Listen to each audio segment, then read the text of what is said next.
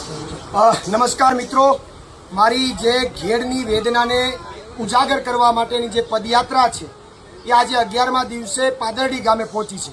પાદરડી ગામની અંદર એક એવી મહત્વની અને એવી ઘટના સામે આવી છે કે જે તંત્રની આખી પોલ ખોલી નાખી એમ છે, આ ભાજપ સરકારની આખી પોલ ખોલી નાખી એમ છે। પાદરડી ગામે એક આ નદીને પસાર કરતો અહીંયા બાજુમાં એક પુલ હતો, 2 વર્ષ પહેલા તૂટ્યો। આ લોકોએ અનેકવાર રજૂઆતો કરી છતાં કોઈ પુલ રિપેર કરવા આવતું નથી, અધિકારી કોઈ આવતું નથી, ભાજપના નેતા આંટો મારવા આવતા નથી।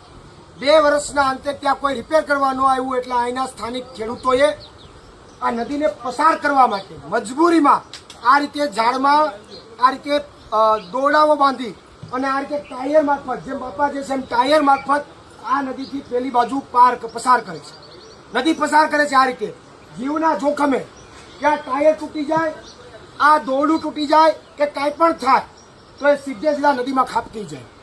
માત્ર પુરુષ નહીં, મહિલાઓએ પણ આ રીતે નદી પસાર કરવી પડે છે। તો આ તો ગુજરાતની ભયંકરમાં ભયંકર ઘટના કહેવાય। તંત્ર શું કરે છે, ભાજપના નેતાઓ શું કરે છે? 2 વર્ષથી તમે ક્યાં સૂતા છો?